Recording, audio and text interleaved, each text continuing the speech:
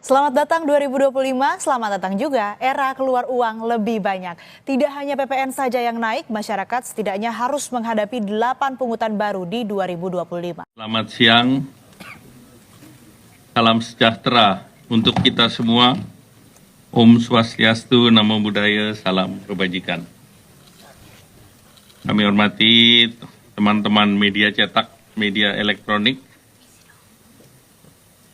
Pagi hari ini hadir bersama Bu Menteri Keuangan, Ibu Sri Mulyani, kemudian Menteri UMKM, Pak Maman Abdurrahman, Menteri Perindustrian, Pak Agus Gumiwang Kartasasmita, Menteri Ketenagakerjaan, Bapak Yasserli, Menteri Perumahan dan Kawasan Pemukiman, Pak Marwara Sirait,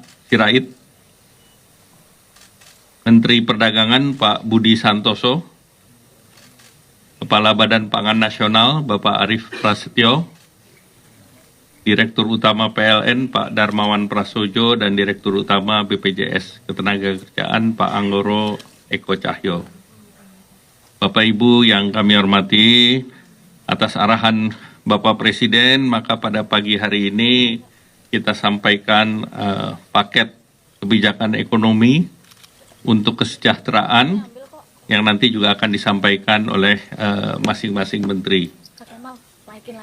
Nah, sebagai background, hingga akhir tahun ini pertumbuhan ekonomi masih terjaga rata-rata 5%, secara kumulatif sampai dengan Q3 itu 5,03, dan inflasi tetap terjaga di bulan November di 1,5%, 1,55. Konsumsi rumah tangga ini menyumbang lebih dari 50% ekonomi Indonesia dan tumbuh kuat, dan diharapkan tumbuh di atas 5%. Daya beli masyarakat masih relatif kuat. Kita lihat di keyakinan konsumen, ini bulan November masih 125,9. Naik signifikan, dan tentunya juga kita lihat sejalan dengan data yang kita dapat dari Nielsen, menunjukkan bahwa masyarakat masih kuat untuk berbelanja dengan consumer spending tumbuh 1,7%, dengan consumer spendingnya 250 triliun. FMCG, fast moving consumer good, itu 1,1% tumbuhnya. Yang satu lagi yang tekno, konsumen, yang barang-barang digital termasuk HP, komputer, dan digital sebesar 4,3%.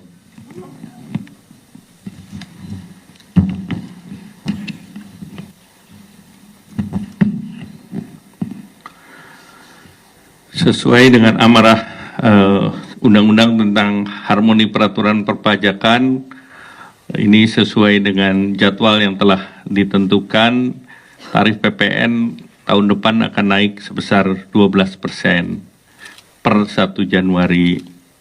Namun, barang-barang yang dibutuhkan oleh masyarakat, ini PPN-nya diberikan fasilitas atau 0%. Jadi barang yang seperti kebutuhan pokok, beras, daging, ikan, telur, sayur, susu, gula konsumsi, jasa pendidikan, kesehatan, angkutan umum, tenaga kerja, jasa keuangan, jasa asuransi, vaksin polio, hana, rumah sangat, dan pemakaian air, seluruhnya bebas PPN. Jadi nanti ada yang kita berikan fasilitas, yaitu untuk barang-barang tertentu. Nah, kemudian bahan makanan lain dengan penerapan PPN 12% tersebut, pemerintah memberikan stimulus ataupun paket kebijakan ekonomi bagi rumah tangga berpendapatan rendah, itu PPN ditanggung pemerintah 1%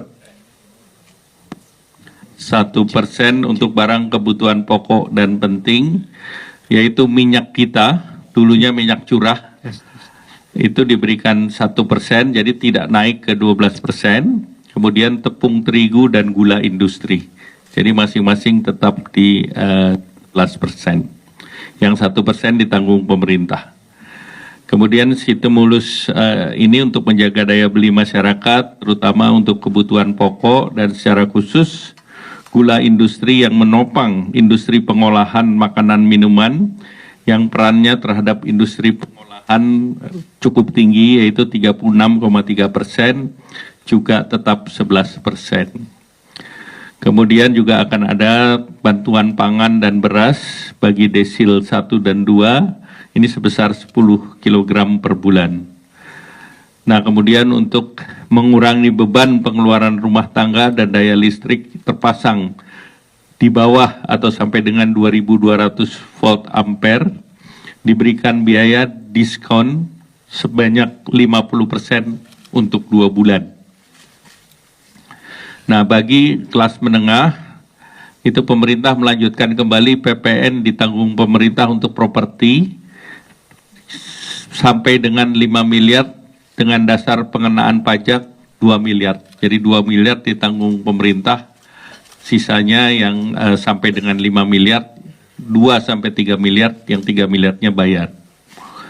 Kemudian melanjutkan kembali fasilitas untuk kendaraan bermotor berbasis baterai atau electric vehicle atas penyerahan roda 4 yang berdasarkan pada TKDN.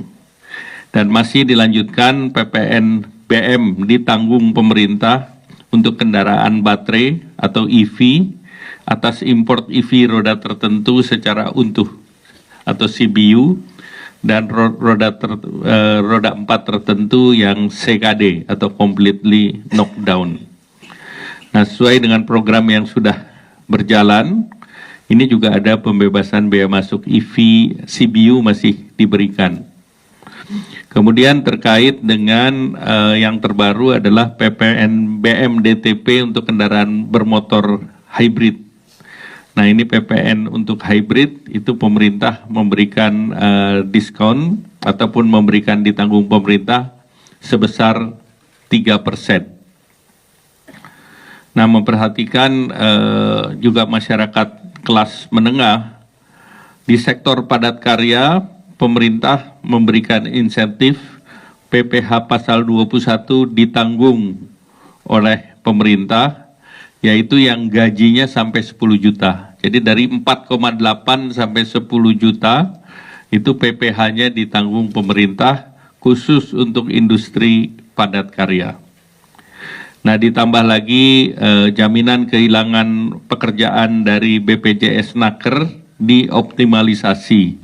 Artinya dari fasilitas yang ada, BPJS ini akan membuat mekanisme yang lebih mudah, sehingga nanti perubahannya adalah masa klaimnya bisa diperpanjang sampai 6 bulan, dan manfaatnya 60% untuk 6 bulan. Kemudian juga untuk jaminan kecelakaan kerja bagi industri padat karya tertentu, ini diberikan diskon sebesar 50% untuk 6 bulan. Nah, bagi dunia usaha khususnya UMKM, ini PPh final 0,5% diperpanjang sampai dengan 2025. Kalau berdasarkan regulasi yang ada, tahun 2024 sudah selesai, tetapi ini tetap kita perpanjang sampai dengan 2025. Kemudian untuk pembiayaan industri padat karya, ini fasilitas baru, itu pemerintah memberi subsidi untuk kredit investasi. Jadi untuk kredit investasi guna revitalisasi permesinan di sektor padat karya, itu bisa tekstil, bisa furniture, bisa alas kaki, itu apapun banknya pemerintah subsidi 5%.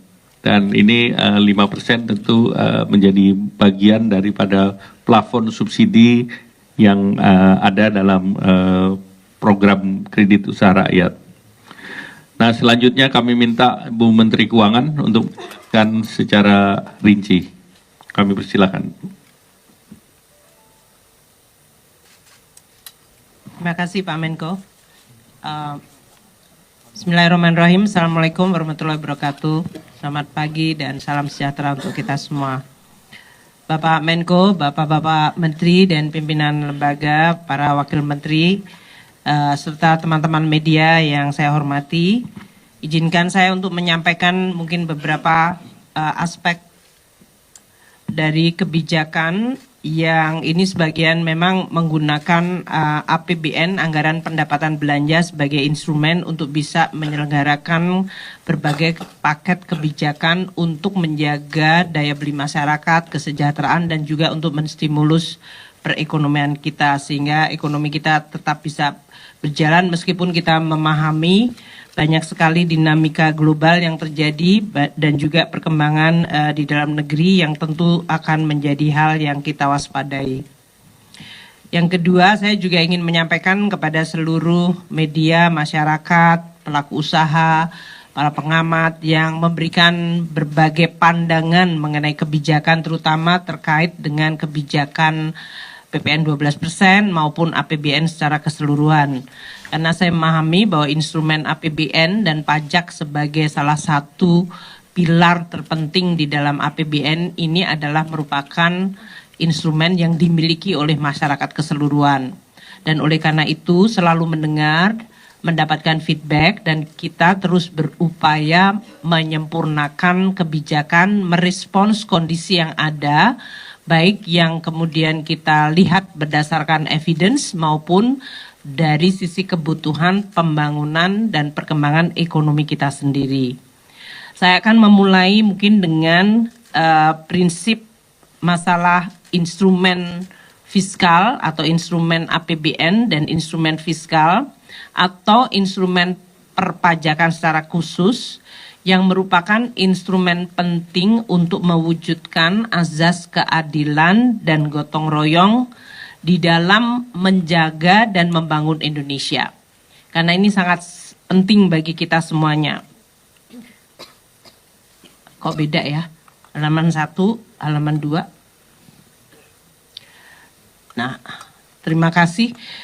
Jadi kalau kita bicara tentang menjaga perekonomian, kita terus menggunakan instrumen, dan salah satu instrumen yang paling sering dan memang selalu menyentuh hajat hidup orang banyak adalah anggaran pendapatan belanja negara dan terutama instrumen perpajakan.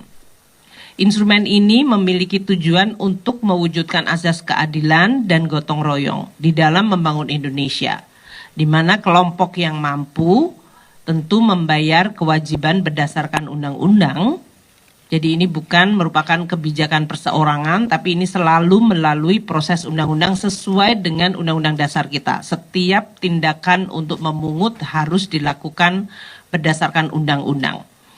Dan bagi kelompok masyarakat yang tidak mampu akan dilindungi atau bahkan diberikan bantuan. Disinilah prinsip negara hadir.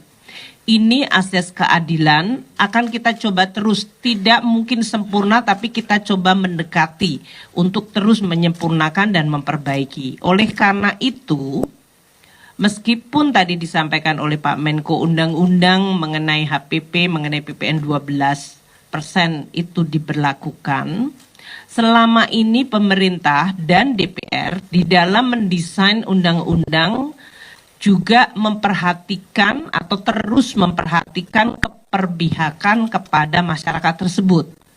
Makanya waktu undang-undang itu ditetapkan, barang dan jasa yang dibutuhkan oleh masyarakat banyak bahkan tidak dipungut PPN-nya atau PPN-nya dibebaskan. Jadi waktu 10% menjadi 11 dan 11 menjadi 12, barang-barang ini bahkan tidak membayar pajak atau PPN-nya dibebaskan. Ini adalah barang-barang yang menyangkut kebutuhan masyarakat banyak. Tadi telah disampaikan oleh Pak Menko, beras, daging, ikan, telur, sayur, susu segar, bahkan jasa pendidikan, jasa kesehatan, jasa transportasi, dan berbagai macam barang dan jasa seperti rumah sederhana, air minum. Total dari barang dan jasa tadi yang tidak membayar PPN, PPN-nya ditanggung pemerintah, Seharusnya mereka membayar PPN sesuai dengan barang dan jasa yang lain, tapi karena pemerintah DPR dalam hal ini memberikan keberpihakan, mereka dibebaskan PPN-nya, maka pemerintah yang membayar. Biayanya mencapai diestimasi 265,6 triliun rupiah agar masyarakat terbebas dari PPN untuk barang-barang yang dibutuhkan tersebut. Nah, untuk barang-barang yang masih terkena PPN, namun kita juga dalam hal ini melihat sebagai barang yang dibutuhkan masyarakat oleh kami semua dari kementerian bersama Pak Menko memutuskan untuk barang-barang seperti tepung terigu, gula untuk industri, dan minyak kita, minyak curah, minyak goreng curah, itu PPN-nya tetap di 11%.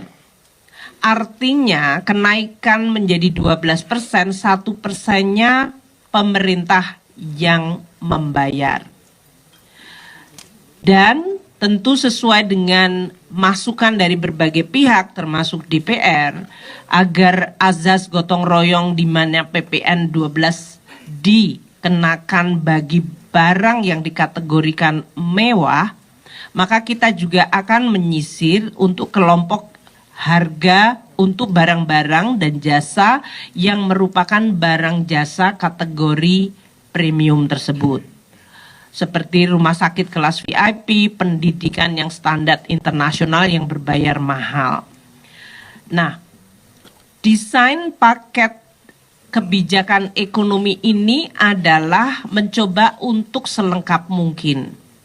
Baik dari sisi demand side, karena banyak yang menyampaikan permintaan menurun meskipun tadi Pak Menko menyampaikan indikator dari konsumsi masih cukup bertahan baik.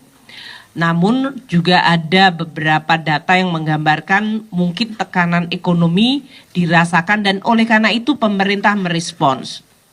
Kami dalam hal ini untuk mendesain paket stimulus ini mempertimbangkan secara seimbang sisi permintaan terutama kelompok menengah ke bawah yang tetap dimaksimalkan untuk dilindungi perlindungannya dan bahkan bantuannya.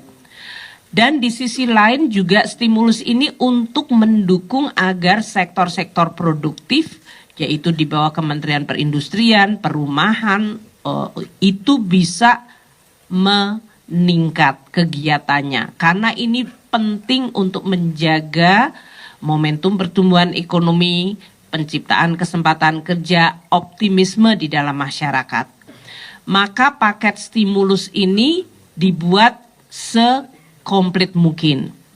Untuk rumah tangga ada bantuan pangan bagi kelompok yang paling membutuhkan. Nanti saya sebutkan untuk beberapa yang mendapatkan benefit.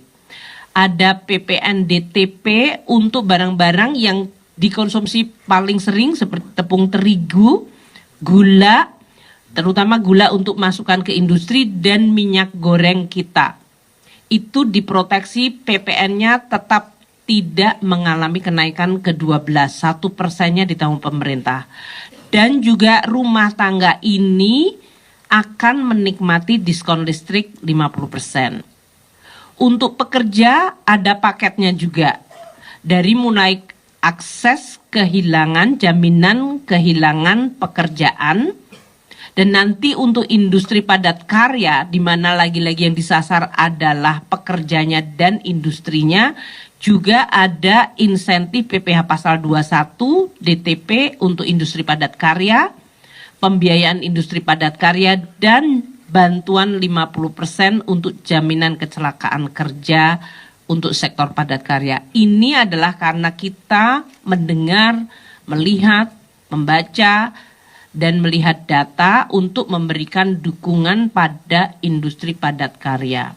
Untuk UMKM juga diperpanjang masa berlaku PPh 0,5% final dan juga volume dari pendapatan sampai 500 juta tidak kena pajak. Untuk industri mobil dan hybrid, mobil listrik dan hybrid juga dilakukan insentif untuk kendaraan bermotor listrik berbasis baterai dan yang hybrid. Kemudian kita juga memberikan PPN DTP untuk sektor perumahan karena ini adalah sektor yang selain memenuhi kebutuhan masyarakat hajat hidup orang banyak, juga memiliki multiplier dan penciptaan kesempatan kerja yang besar. Nah, kami akan memulai dengan APBN sebagai instrumen yang akan terus kita jaga. Kami memahami pandangan dari berbagai masyarakat, namun APBN itu instrumen bernegara bersama untuk seluruh perekonomian dan untuk menjaga seluruh masyarakat dan perekonomian. Maka APBN harus terus dijaga sehat dan harus sustainable atau berkelanjutan. Banyak sudah contoh negara-negara apabila APBN-nya sendiri tidak sehat dan tidak sustainable, maka APBN bukan sumber solusi tapi dia menjadi sumber krisis. Maka kewajiban kami untuk menjaga APBN itu tetap terjaga sehat dengan 3 fungsi yang penting, yaitu fungsi alokasi, fungsi stabilisasi, dan distribusi. Bagaimana kita membuat perekonomian sehat melalui APBN, menjaga stabilitas, apalagi sering terjadi guncangan-guncangan dari mulai COVID, geopolitik, kenaikan harga komoditas, bahkan waktu krisis ekonomi dan keuangan global tahun 2010. APBN adalah instrumen yang diandalkan untuk menjaga stabilitas. Dan fungsi distribusi untuk mewujudkan azas gotong royong dan keadilan. Yang mampu membantu dan membayar, yang tidak mampu dia dibantu dan dilindungi. APBN juga menjadi instrumen untuk berbagai fungsi ekonomi, sosial, dan bahkan menjaga lingkungan dan untuk memperbaiki inklusivitas. Dan APBN merupakan instrumen penting untuk menjaga pertumbuhan ekonomi yang berkelanjutan, menyelesaikan atau mengatasi masalah-masalah struktural seperti kemiskinan, pengangguran, dan kesenjangan. Nah, di dalam APBN ini undang-undang perpajakan menjadi salah satu instrumen yang menentukan. Undang-undang harmonisasi peraturan perpajakan yang telah disetujui dan disepakati oleh DPR dan sudah mulai berjalan sejak tahun 2022 disetujui, 2023 kita jalankan, itu menganut azas keadilan, kesederhanaan, efisiensi, dan menjaga kepentingan nasional. Undang-undang HPP didesain karena kita tahu internasional juga bergerak dari sisi global taxation regime. Maka kita harus bisa melindungi dan menjaga basis perpajakan kita. Sementara kondisi ekonomi Indonesia tentu tidak sama dengan negara-negara lain dan siklus global. Maka selalu dicari titik keseimbangan menjaga perekonomian dalam negeri, namun pada saat yang sama antisipatif terhadap perubahan dan pergerakan yang terjadi baik di regional maupun global. Undang-undang HPP ini bertujuan untuk terus menjaga percepatan pemulihan ekonomi nasional terutama semenjak terkena shock yang luar biasa dari COVID atau pandemi COVID-19. Kita juga dengan Undang-Undang HPP ingin mewujudkan sistem perpajakan yang berkeadilan dan memberikan kepastian hukum.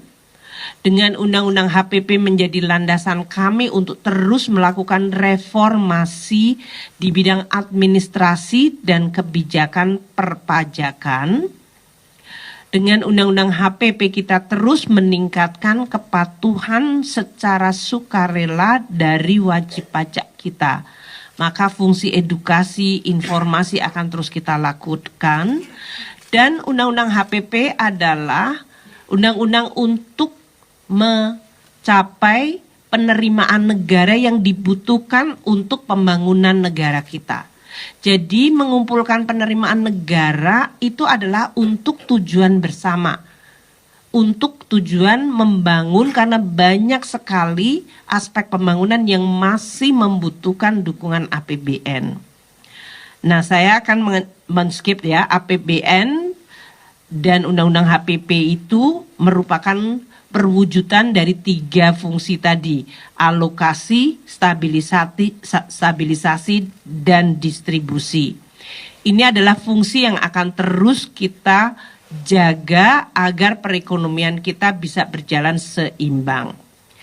Undang-Undang HPP yang ditetapkan tanggal 29 September 2021 dan telah dibahas dengan DPR, disetujui oleh seluruh fraksi, termasuk dalam hal ini keputusan untuk menaikkan tarif PPN secara bertahap, yaitu dari 10 menjadi 11. Waktu itu bahkan habis mengalami pandemi, kita menaikkan 10 ke 11 pada 1 April 2022. Dan DPR memutuskan untuk kenaikan selanjutnya diberikan penundaan hingga 1 Januari 2025.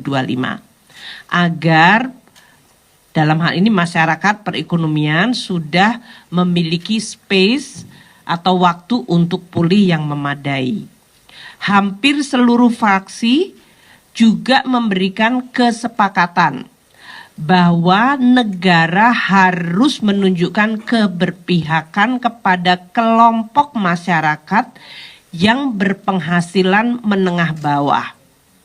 Bagaimana keberpihakan itu diwujudkan? Dengan memberikan fasilitas PPN untuk barang-barang kebutuhan pokok, baik itu yang dikonsumsi masyarakat banyak, baik itu barang maupun jasa. Maka tadi adalah barang-barang untuk konsumsi rumah tangga yang setiap hari dikonsumsi, pendidikan, kesehatan, jasa pelayanan sosial, transportasi, semuanya diminta untuk pemerintah melalui Undang-Undang HPP memberikan keberpihakan. Jadi waktu membahas Undang-Undang HPP sudah dipikirkan secara sangat detail kebutuhan masyarakat dan situasi masyarakat. Tarif PPN di Indonesia dibandingkan banyak negara di dunia masih relatif rendah. Kalau kita lihat baik di dalam negara-negara yang sesama emerging atau dengan negara tentu negara di region maupun dalam G20. Kita lihat yang di sebelah kiri 11% atau ke-12 dibandingkan banyak negara. Dan kalau kita beberapa negara emerging yang kita gunakan seperti Brasilia itu 17% PPN-nya, tax rasionya sudah 24,67%. Kemudian Afrika Selatan 15% tax rasionya sudah di 21,4%. India 18% PPN dengan tax rasio mereka di 17,3. Kemudian Turki 20% PPN-nya dengan tax rasio 16%. 12% itu adalah Filipina dengan tax rasio mereka sudah di 15,6. Dan Meksiko PPN-nya 16%, tax rasio mereka di 14,46%. Jadi Indonesia saat ini dengan 11%, tax rasio kita masih di 10,4, bisa memberikan gambaran pekerjaan rumah dan perbaikan yang harus kita lakukan. Tidak selalu bahwa kita harus naik setinggi yang lain, tapi ini juga menggambarkan di mana posisi Indonesia. Tadi telah disampaikan oleh Pak Menko, di dalam menjalankan policy ini kita sungguh berhati-hati. Kami memahami pandangan berbagai pihak. Kami juga melihat data konsumsi rumah tangga yang tetap terjaga stabil.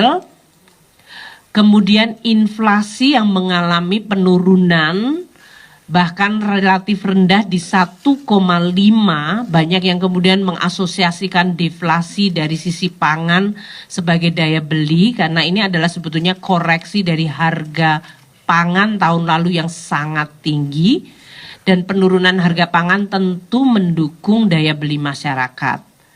Kami selalu menyampaikan core inflation sendiri masih tumbuh di sekitar 2%. Bahkan di angka terakhir di atas 2%. Ini menggambarkan demand masih tetap terjaga tumbuh.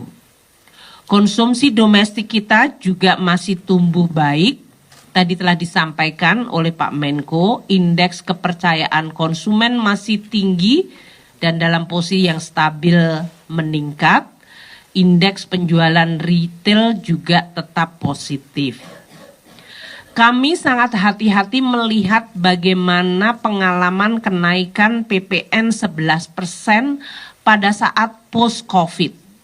2021 ke 2022, waktu itu Undang-Undang HPP diberlakukan tanggal 1 April 2022. PPN naik dari 10 ke 11.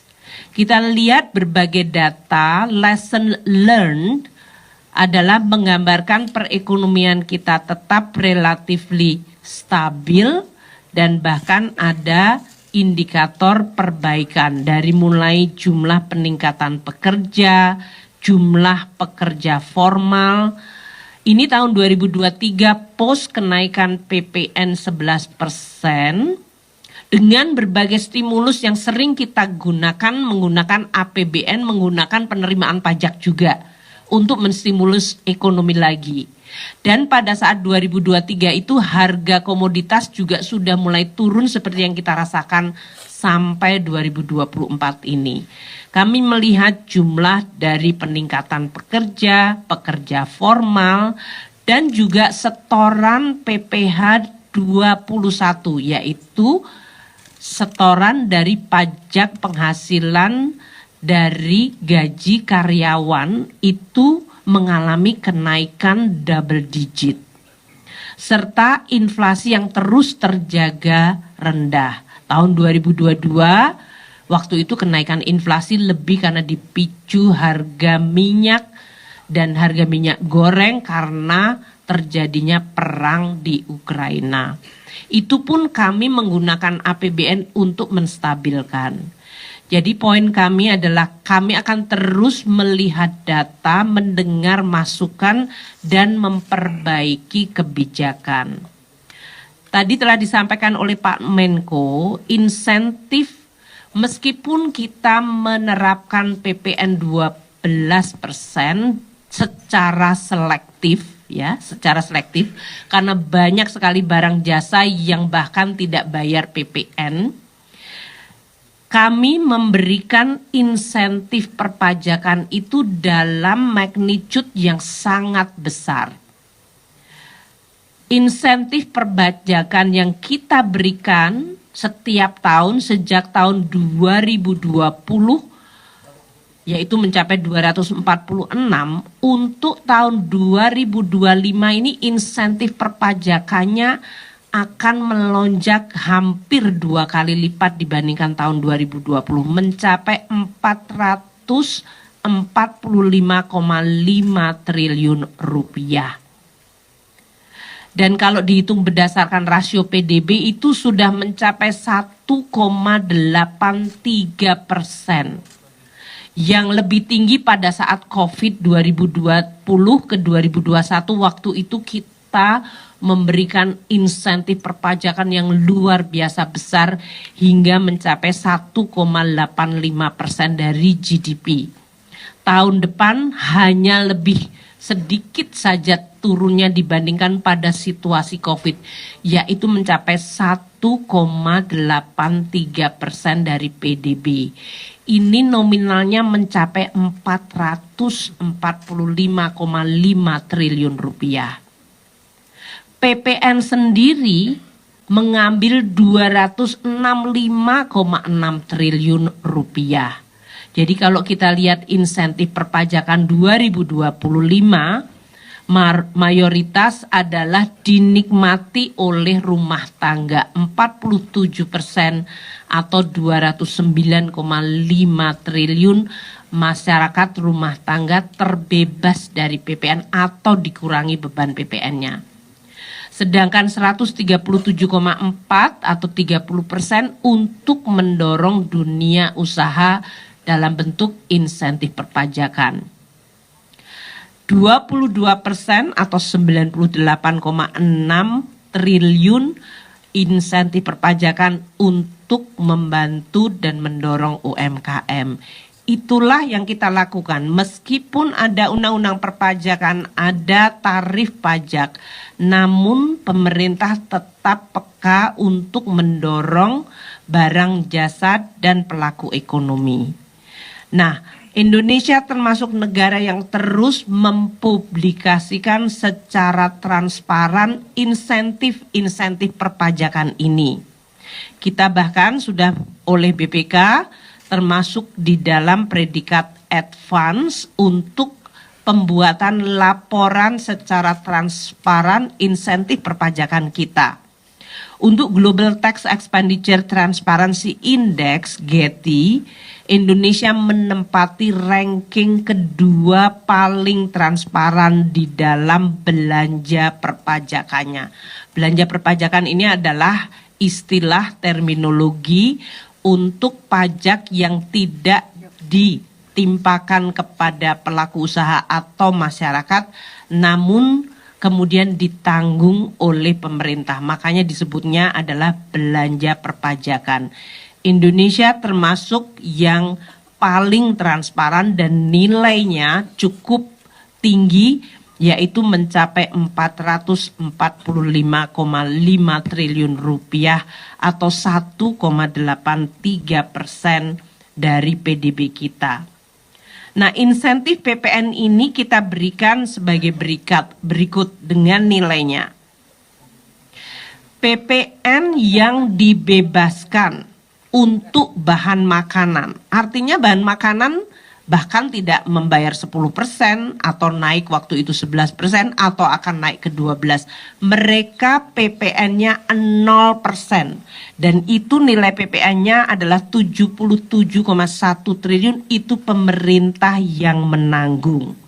Untuk kebutuhan beras, jagung, kedelai, gula, susu segar, kacang-kacangan, unggas dan lain-lain 50,5 triliun dan hasil perikanan dan kelautan 26,6 triliun rupiah, total 77,1.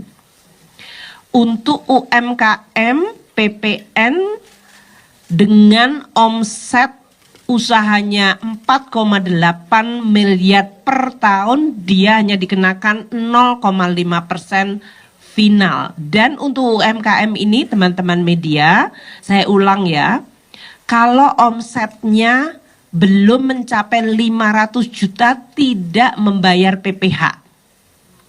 Jadi dia tidak bayar PPh, dia tidak bayar PPN.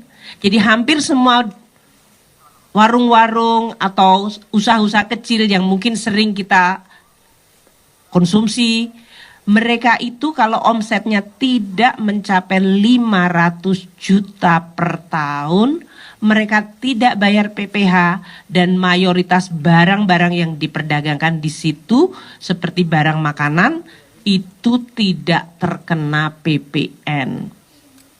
Untuk sektor-sektor yang mempengaruhi masyarakat seperti transportasi, untuk UMKM ini berarti nilai insentifnya 61,2 triliun. Untuk PPN sektor transportasi 34,4 triliun, untuk jasa angkutan umum tidak ada PPN-nya 23,4 triliun dibayar pemerintah. Untuk jasa freight forward dengan tarif khusus 7,4 triliun dan tarif khusus untuk pengiriman paket 2,6 triliun. Jasa pendidikan dan jasa kesehatan selama ini tidak membayar PPN. 26 triliun pendidikan dan kesehatan 4,3 triliun. Mau yang biaya sekolahnya 0 rupiah sampai yang biaya sekolahnya ratusan juta, ini selama ini tidak terkena PPN. Ini yang menimbulkan banyak suara mengenai azas keadilan. PPN juga kita bebaskan untuk jasa keuangan dan asuransi 27,9 triliun.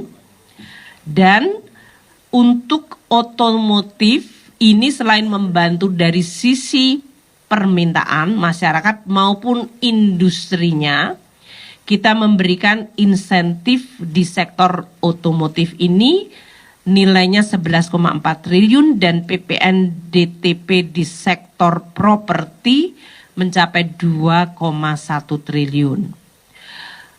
Untuk barang yang sangat strategis seperti listrik dan air, PPN-nya dibebaskan untuk listrik kecuali untuk rumah yang dayanya di atas 660 VA. Sedangkan air bersih juga tidak membayar PPN 2 triliun rupiah. Untuk listrik tadi yang di bawah 6.600 PPN yang dibebaskan nilainya mencapai 12,1 triliun. Kami juga memberikan insentif perpajakan dalam bentuk pembebasan PPN untuk kawasan-kawasan industri di dalam mendorong agar penciptaan kesempatan kerja dan industri manufaktur di Indonesia terus bisa berkembang. Kawasan bebas dalam hal ini mendapatkan insentif pembebasan PPN dan juga insentif jasa keagamaan pelayanan sosial. Jadi kalau kita lihat tahun depan 265,6 triliun untuk pembebasan PPN saja, itu kenaikannya cukup tajam dibandingkan 2 tahun terakhir atau bahkan 5 tahun terakhir. Berbagai program pemerintah sebetulnya dalam hal ini dinikmati oleh seluruh lapisan masyarakat. Bahkan kalau kita lihat di gambar ini adalah masyarakat dengan tingkat pendapatan 10% terbawah, 20 di atasnya, 30, 40 sampai yang 100, 10% tertinggi dalam hal ini. Kita lihat untuk yang biru tua itu adalah fasilitas pembebasan PPN. Yang menikmati sebetulnya mayoritas adalah kelompok paling kaya, yaitu desil 910. Desil 10 yaitu paling tinggi menikmati 91,9 triliun rupiah pembebasan PPN, diikuti oleh desil 9 41,1 triliun, dan kita lihat baru kemudian kelompok yang paling rendah sebetulnya menikmati pembebasan PPN-nya menjadi lebih kecil. Ini artinya pembebasan PPN kita kemudian lebih berpihak kepada kelompok yang lebih mampu. Oleh karena itu kita juga perlu untuk sedikit memperbaiki agar dalam hal ini azas gotong royong dan keadilan tetap terjaga. Yaitu kelompok yang masuk dalam golongan yang dikonsumsi oleh desil 10, yaitu desil paling kaya, desil 910, kita akan berlakukan pengenaan PPN-nya. Upamanya seperti daging sapi tapi yang premium, Wagyu, Kobe yang harganya bisa di atas 2,5 bahkan 3 juta per kilonya. Sementara daging yang dinikmati masyarakat secara umum berkisar antara 150 sampai 200 ribu per kilo, dia tidak dikenakan PPN. Demikian juga dengan kategori barang-barang yang memang dikategorikan sebagai mewah premium dan dikonsumsi terutama untuk kelompok yang paling mampu akan dikenakan PPN. Jasa pendidikan yang premium yang dalam hal ini pembayaran uang sekolahnya bisa mencapai ratusan juta, kesehatan yang premium, dan PPN untuk pelanggan listrik 3.500 hingga 6.600 VA dikenakan PPN. Saya ingin menyampaikan untuk paket ekonomi untuk bisa mendapatkan sekali lagi penekanan keberpihakan kita. Satu, untuk paket bagi masyarakat tidak mampu akan diberikan bantuan pangan 10 kg untuk 2 bulan bagi 16 juta penerima bantuan pangan. Ini biasanya mereka yang ada di dalam desil 1 hingga desil 3 atau 4. Itu yang tadi yang paling kiri. Mereka akan mendapatkan bantuan beras 10 kilo per bulan untuk 2 bulan. Untuk konsumsi karena barang yang banyak digunakan masyarakat terigu, gula, industri minyak kita, kenaikan 12%-nya menjadi 12%, 1%-nya tetap ditanggung pemerintah sehingga mereka tidak mengalami kenaikan PPN 11 dari 11% sekarang ini. Dan kita juga memberikan untuk rumah tangga diskon listrik 50% selama 2 bulan Januari Februari untuk yang berlangganan daya 2200 watt ke bawah. Ini mencakup 81,4 juta rumah tangga sendiri atau pelanggan. 97% pelanggan di PLN masuk kategori ini dan mereka mendapatkan diskon tarif listriknya 50% lebih murah selama 2 bulan. Untuk pekerja tadi dilakukan perbaikan dan kemudahan akses jaminan kehilangan pekerjaan JKP. JKP ini total pesertanya di dalam BPJS Tenaga Kerja adalah 13,6 juta. Dana kelolaannya 14,4 triliun rupiah.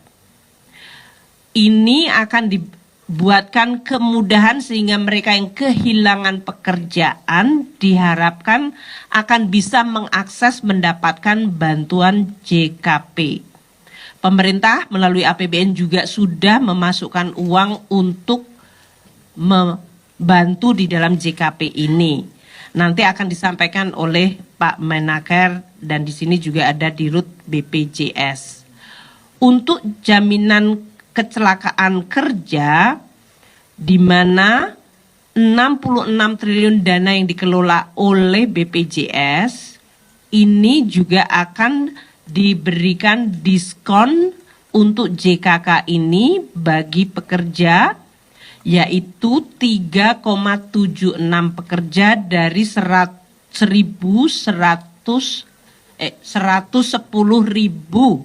perusahaan yang merupakan industri padat karya.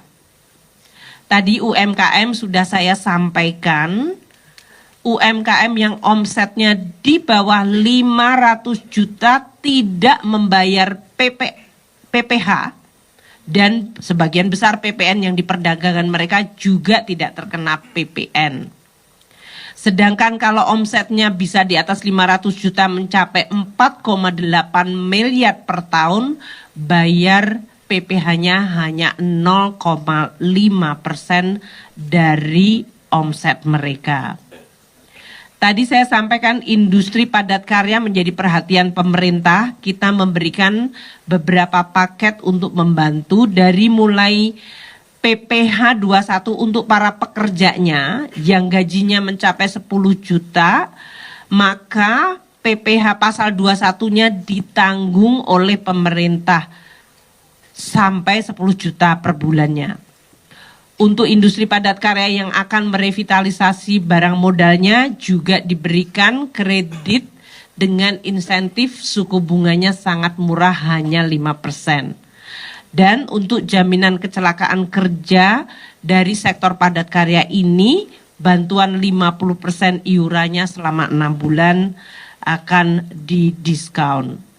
Untuk mobil listrik nanti Pak Menteri Perindustrian akan menyampaikan, kita meneruskan yang selama ini sudah dilakukan ditambah dengan untuk kendaraan hybrid yaitu PPNDTP-nya 3%.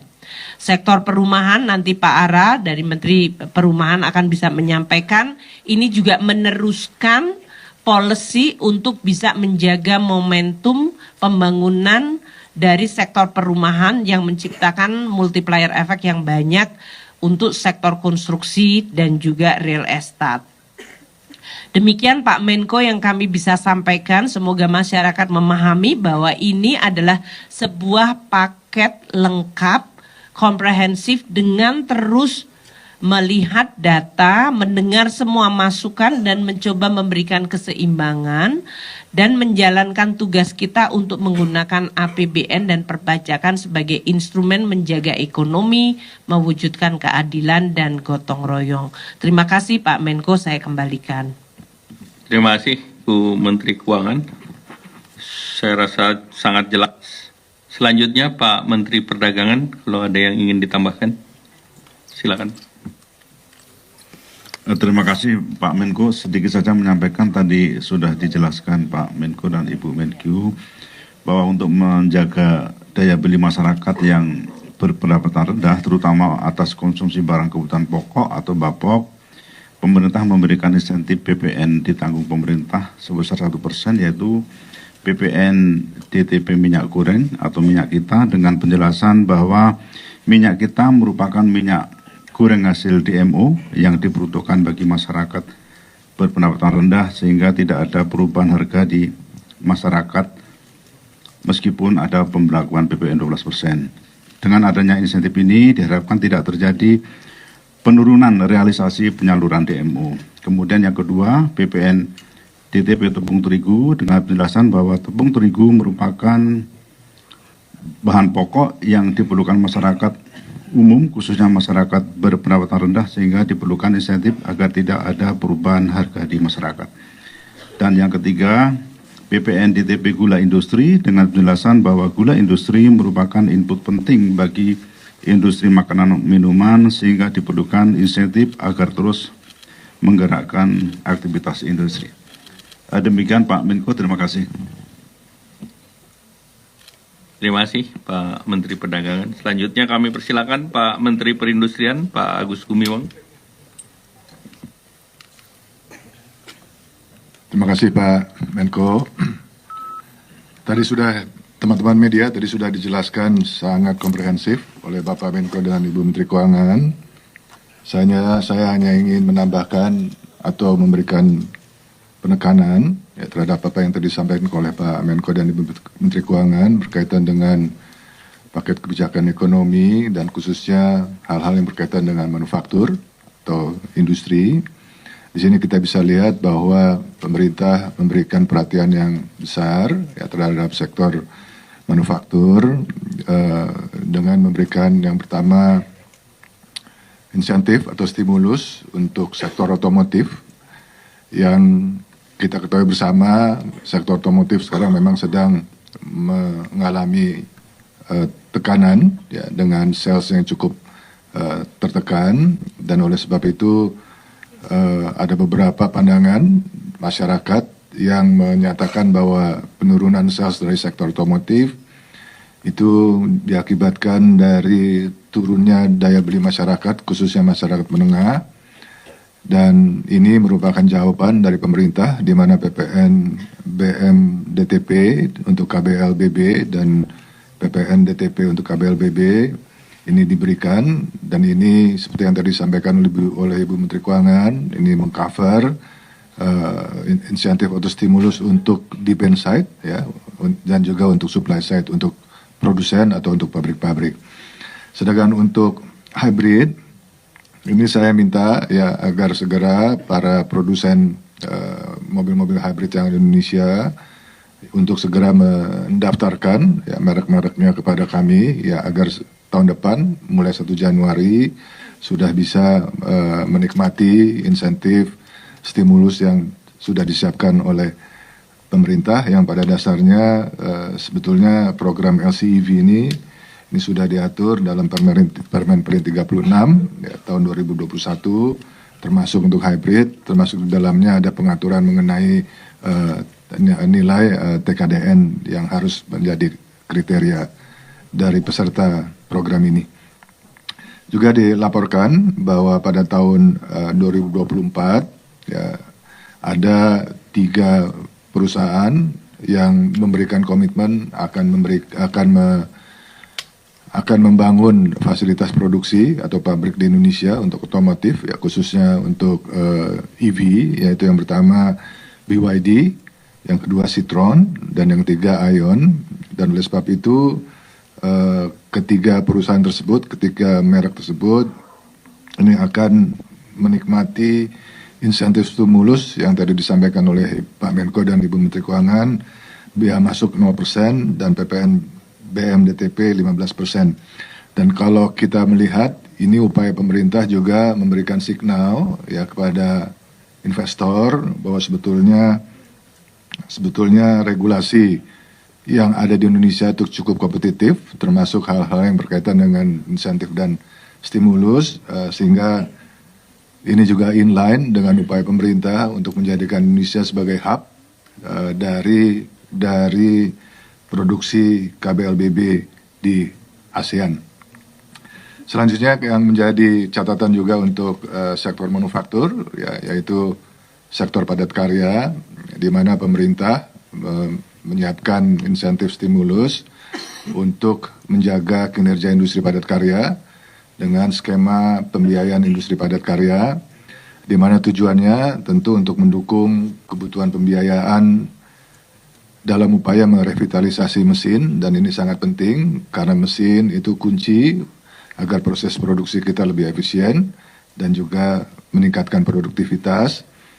Dan juga kredit investasi, ya ini yang disiapkan oleh pemerintah untuk mengakomodir kebutuhan kredit modal kerja dengan subsidi 5%. Itu aja yang dapat kami highlight, Pak Menko. Terima kasih.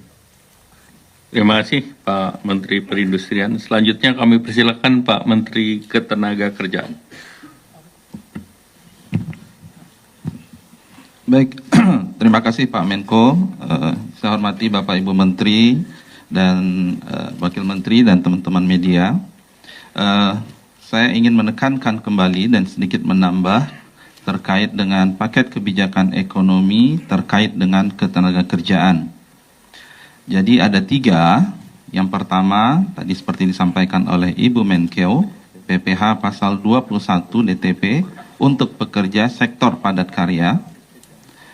Itu adalah pekerja mendapatkan insentif dengan gaji sampai Rp 10 juta per bulan khusus untuk pekerja sektor padat karya.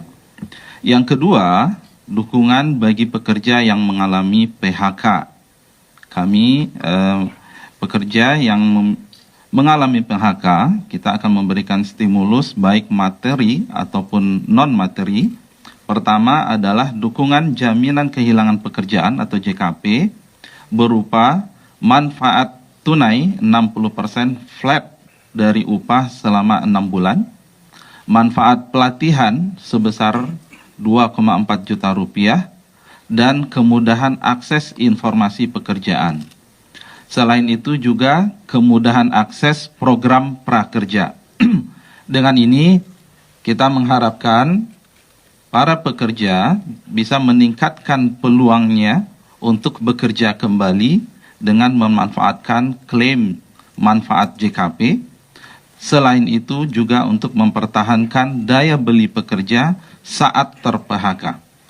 Dan yang ketiga adalah relaksasi atau diskon sebesar 50% iuran JKK bagi sektor padat karya. Dengan total jumlah pekerja itu sekitar 3,76 juta pekerja. Dan kami ingin pastikan bahwa pemberian relaksasi atau diskon ini tidak akan mempengaruhi pemberian manfaat oleh BPJS Ketenagakerjaan kepada pekerja. Itu tambahan dan sedikit penekanan terkait dengan aspek ketenagakerjaan. Terima kasih Pak Menko. Terima kasih Pak Menteri Tenaga Kerja. Selanjutnya kami persilakan Menteri UMKM Pak Maman Abdurrahman. Tes. Ya. Terima kasih Pak Menko. Saya ingin menambahkan dan menyempurnakan saja apa yang sudah disampaikan oleh Pak Menko dan Ibu Menteri Keuangan terkait mengenai insentif terhadap penggiat-penggiat UMKM.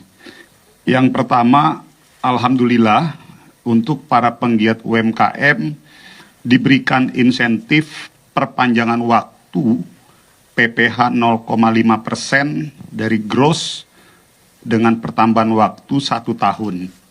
Yang ingin kami sampaikan bahwa perpanjangan waktu 1 tahun ini bagi para penggiat UMKM yang sudah menjalani insentif PPh ini selama kurang lebih 7 tahun berdasarkan PP nomor 55 tahun 2022. Apabila ada penggiat UMKM yang baru menjalankan insentif ini kurang lebih 2 tahun, masih memiliki rentang waktu kurang lebih 5 tahun ke depan. Artinya insentif PPh 0,5% ini berlaku selama 7 tahun. Nah, pertanyaannya, insentif yang sekarang diberikan perpanjangan 1 tahun ke depan adalah bagi penggiat UMKM yang memang sudah mendapatkan insentif ini selama 7 tahun. Jadi masih diberikan perpanjangan 1 tahun lagi. Jadi kurang lebih jadi 8 tahun. Namun bagi para penggiat yang tadi saya tegaskan sekali lagi, bagi para penggiat-penggiat UMKM yang baru menjalankan insentif ini kurang lebih 2 tahun, masih memiliki rentang waktu perpanjangan kurang lebih 5 tahun. Kenapa seperti itu? Karena semangatnya tadi sudah disampaikan oleh Ibu Menteri Keuangan, ada semangat prinsip asas keadilan. Dan kami dari Kementerian UMKM pun menambahkan penambahan semangat pembinaan. Karena harapan kami dengan adanya insentif ini, seluruh saudara-saudara kita, para penggiat-penggiat UMKM, diberikan insentif selama 7 tahun dengan harapan ke depan setelah 7 tahun mereka bisa naik kelas dan tumbuh untuk bisa mandiri. Itu yang pertama. Lalu yang kedua yaitu bagi para penggiat UMKM yang omset pendapatannya di bawah 500 juta, totally tidak mendapatkan PPh 0,5% alias dibebaskan. Dan yang kedua, saya ingin sampaikan dari paket insentif PPN yang dibebaskan kurang lebih 265,6 triliun tersebut, kita lihat dari paket PPN bahan makanan itu pun memberikan dampak positif terhadap UMKM karena PPN yang dibebaskan terhadap bahan makanan seperti beras, jagung, kedelai, gula, susu segar, kacang-kacangan, dan juga di sektor perikanan, itu pun didapatkan kemanfaatan bagi penggiat UMKM yang memang bergerak di sektor perdagangan bahan-bahan pokok tersebut. Lalu terkait PPN yang dibebaskan di sektor transportasi pun, itu pun diberikan mendapatkan kemanfaatan juga dari penggiat-penggiat UMKM. Serta yang bergerak di jasa pendidikan kesehatan dan sektor jasa keuangan. Artinya, hampir kurang lebih paket insentif 265 triliun yang disampaikan oleh Ibu Menteri Keuangan tadi, kurang lebih hampir 95% insentif itu dinikmati oleh para penggiat-penggiat UMKM yang tersebar di seluruh Indonesia. Oleh karena itu, berdasarkan kebijakan ini, kami meyakini insya Allah terhadap kebijakan PPN penambahan 1% ini cukup bisa mengamankan sektor ekonomi menengah dan ke bawah. Saya pikir itu tambahan dari kami Kementerian UMKM. Terima kasih banyak Ibu Menkyu dan Pak Menko atas kebijakan konsolidasi koordinasi paket kebijakan ekonomi ini dalam rangka untuk mendorong peningkatan kesejahteraan dan penguatan ekonomi negara. Terima kasih. Terima kasih Pak Menteri UMKM. Selanjutnya Pak Menteri Perumahan. Terima kasih Bapak Menko, Ibu Menkyu, rekan-rekan Menteri dan para pejabat lainnya. Nomor satu saya mengucapkan terima kasih karena di sektor kami ini pemerintah sudah konsisten ya mendukung program perumahan dari tahun 2010. Ya, terima kasih Ibu Menkyu. Dan untuk MBR, masyarakat berpenghasilan rendah, melalui fasilitas likuiditas pembiayaan perumahan ya dari 2010 sampai sekarang. Dan subsidi bantuan uang muka juga dari tahun 2015 dan konsisten diberikan sampai sekarang. Itu sangat bermanfaat bagi masyarakat berpenghasilan rendah. Dan 5 tahun ini itu target yang sudah dilakukan adalah sebanyak 942.630 unit rumah. Memang tahun ini Bu dan Pak Menko targetnya menjadi agak banyak, 3 juta, mohon dukungannya untuk ke depannya. Kemudian pemerintah juga tahun depan sudah mengalokasikan untuk FLPP. Ini program yang sangat baik karena sangat diminati oleh masyarakat dan juga developer, dan juga tingkat NPL-nya, kredit macetnya itu sangat rendah. Jadi ini program yang sangat baik ya, saya teruskan dengan harapan ke depan juga kita bisa tingkatkan, karena kalau memang ada program yang bagus kita akan tingkatkan lagi. Kemudian juga kami melihat bahwa dari apa yang disampaikan tadi, pemberian bagaimana insentif itu sudah jelas berpihak kepada kepentingan masyarakat kecil, karena dengan adanya 2 miliar ke bawah itu sudah diberikan free, itu sangat membantu. Dan juga untuk sampai 5 miliar itu akan juga diberikan dengan tahapan-tahapan yang sudah diatur oleh Ibu Menteri Keuangan.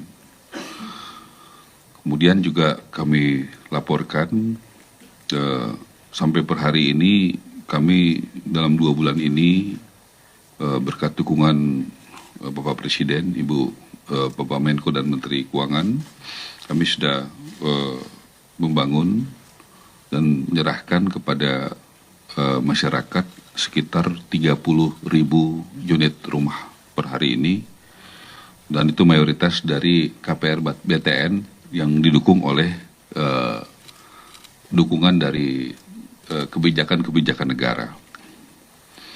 Kemudian juga Pak Menko saya laporkan kurang lebih 2 minggu lalu kami sudah mengeluarkan SKB 3 Menteri, yaitu memberikan sebagai pemerintah kita berusaha untuk memberikan kemudahan dan kemurahan, yaitu memberikan free BPHTB kepada masyarakat berpenghasilan rendah.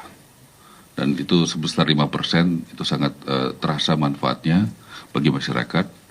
Dan juga free pengurusan PBG. Dulu itu IMB kita juga sudah bisa berikan free, dan masa pengurusannya juga dari 45 hari jadi 10 hari.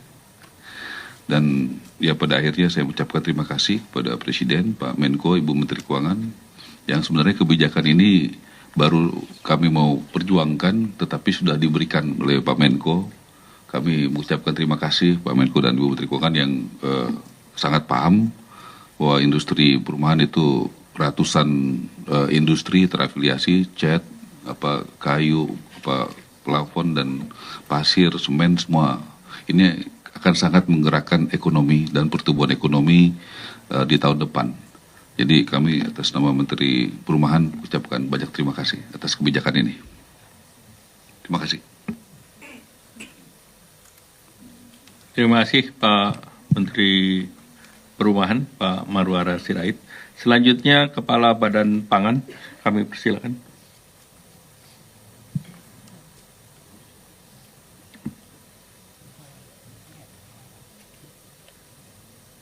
Bismillahirrahmanirrahim. Assalamualaikum warahmatullahi wabarakatuh. Seizin Pak Menko, Bu Menteri Keuangan, Bapak Ibu Menteri, dan Kepala Lembaga, para dirut.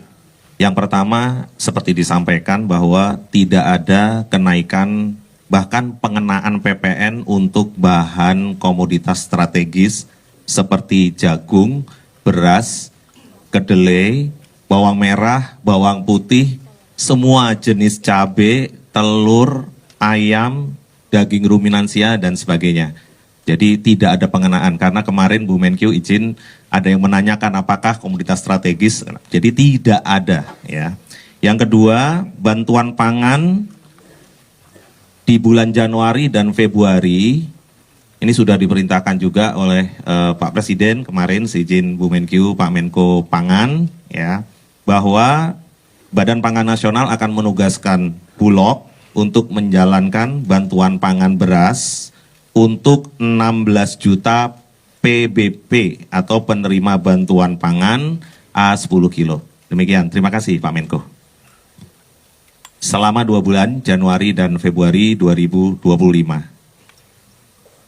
Terima kasih Pak Kepala Badan Pangan, Pak Arief. Selanjutnya Pak Dirut PLN, silakan Pak Darmawan Prasojo. Pertama kami ingin mengucapkan terima kasih kepada pemerintah, dalam hal ini Bapak Presiden, Pak Menko.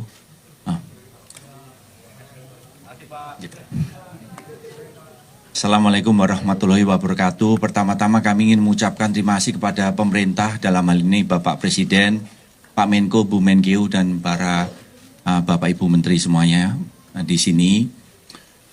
Pertama adalah kami menghargai, mengapresiasi bahwa PPN dikenakan pada 400.000 pelanggan PLN, di mana dayanya adalah 6.000 watt ke atas. Dengan total jumlah pelanggan rumah tangga adalah 84 juta, maka yang bebas PPN dari tarif listriknya adalah 99,5%.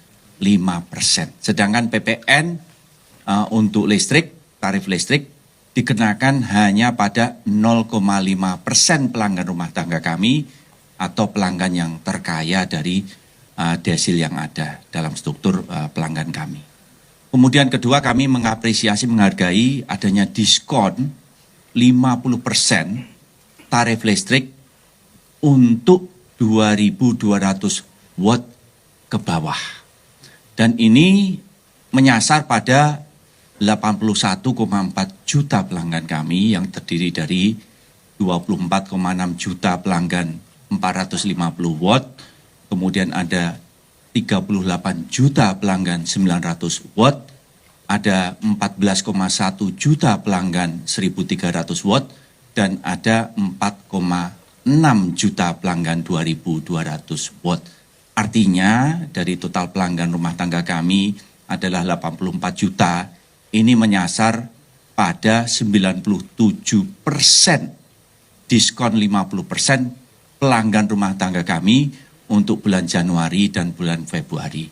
Tentu saja ini berkah karena ini mengurangi beban saudara-saudara kita dan juga meningkatkan daya beli masyarakat. Dan untuk itu kami PLN siap menjalankan berkah amanah dari pemerintah ini. Tentu saja untuk pelanggan kami yang prabayar, kami langsung secara otomatis menyesuaikan bahwa pembelian pulsa yang tadinya 100.000 misalnya untuk KWH tertentu, nanti hanya tinggal 50.000, hanya menjadi separuhnya. Kemudian untuk yang pasca bayar, kami secara otomatis menyesuaikan tagihan listriknya untuk bulan Januari, Februari.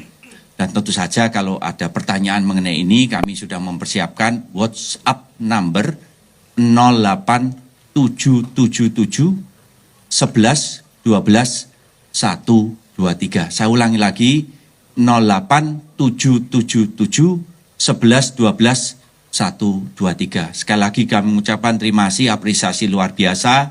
Ini berkah bagi pelanggan PLN yang mendapatkan bukan hanya PPN-nya dibebaskan untuk pelanggan 99,5% dari pelanggan kami, dan juga ada diskon 50% untuk 97% pelanggan kami untuk bulan Januari, Februari. Matur sembah. Wassalamualaikum warahmatullahi wabarakatuh. Terima kasih Pak Dirut PLN. Selanjutnya terakhir Pak Dirut BPJS Ketenagakerjaan. Baik, terima kasih. Bismillahirrahmanirrahim. Assalamualaikum warahmatullahi wabarakatuh. Yang saya hormati Pak Menko, Ibu Menteri Keuangan, Bapak Menteri.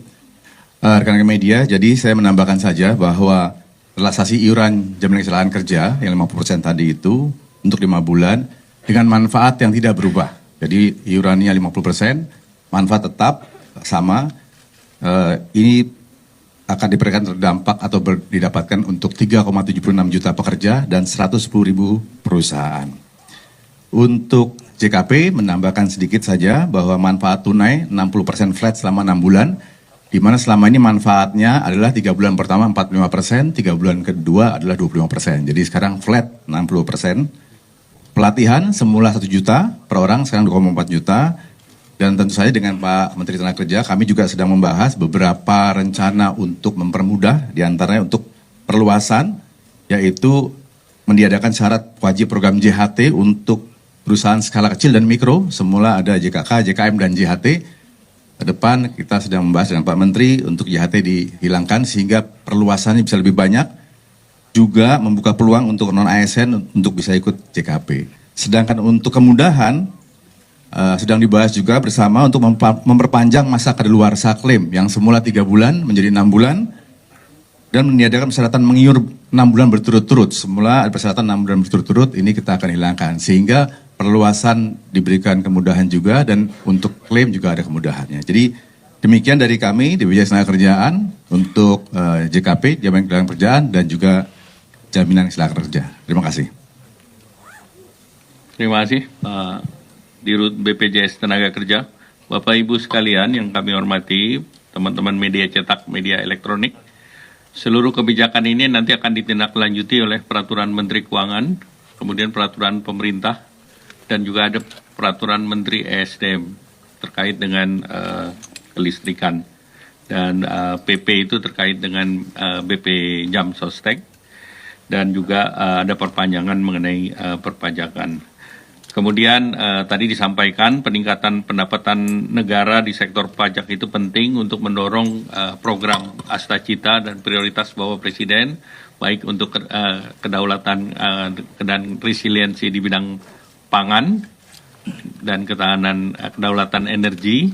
Di samping itu juga tentu penting untuk berbagai program infrastruktur, pendidikan, kesehatan, perlindungan sosial, dan juga program terkait dengan makanan bergizi. Nah, kebijakan perpajakan juga tadi sudah disampaikan, menjunjung prinsip adil, gotong royong, dan mensejahterakan masyarakat. Dan sekali lagi disampaikan bahwa paket ini dirancang untuk melindungi masyarakat, mendukung pelaku usaha, utamanya UMKM dan padat karya, menjaga stabilitas harga serta pasokan bahan pokok, dan ujungnya seluruhnya untuk kesejahteraan masyarakat, dan ini diberlakukan 1 Januari 2025.